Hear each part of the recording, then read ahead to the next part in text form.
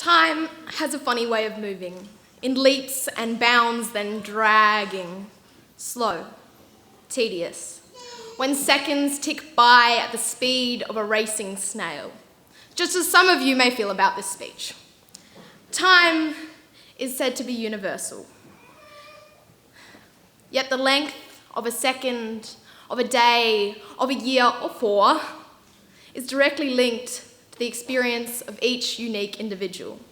From long classes, staring at the clock, waiting for the bell to ring, when you're on your 10th lesson about why a rock is a rock and how it becomes a rock and you just want to throw said rock out a window, when you're wondering how you'll possibly make it through another second of this place, to days that flew past, harder to hold on to than the wind, when we were all tiny, bug-eyed, nervous grade 6s on orientation day, and a bird flies through the classroom and leaves a deposit on Liam.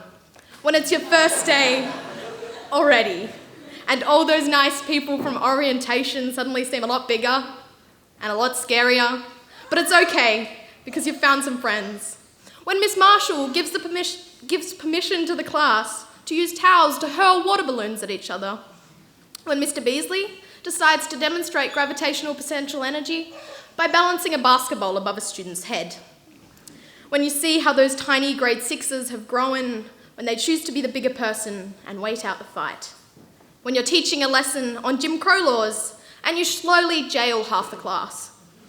Or when you look back and realise that 4 years has passed and you just graduated and you're trying not to yell at all in front of the entire school, and then it's over. So much is changing, so much is waiting, and I like to tell myself I'm ready.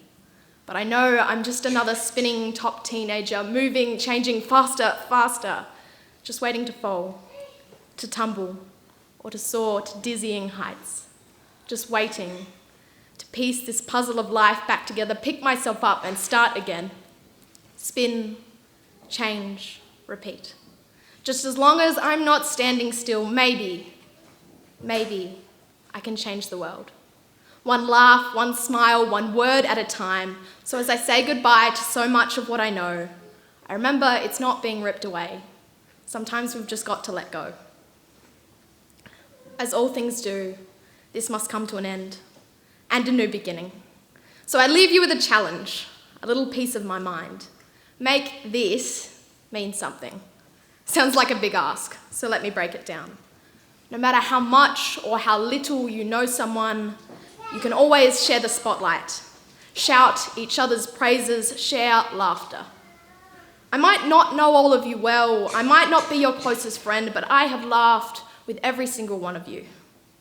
From Miss Todman's savage burns in home group, to Camp Clayton, to odd bus rides, to Miss Bignell's electrifying leadership classes, and whenever Jake, Brock, Euron, or our other performers make the class their stage. We have all laughed together.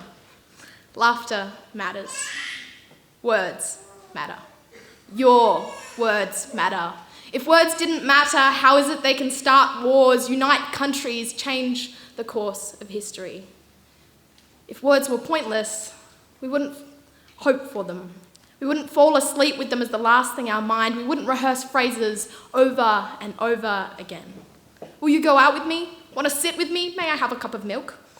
If they didn't matter, we wouldn't walk into class singing, "Oh, let me down easy," or find that we had the words to a song tattooed into our brain, into our heart. If they were just words, we wouldn't learn to speak, to hold stories and meaning. We wouldn't have had them long before we could write.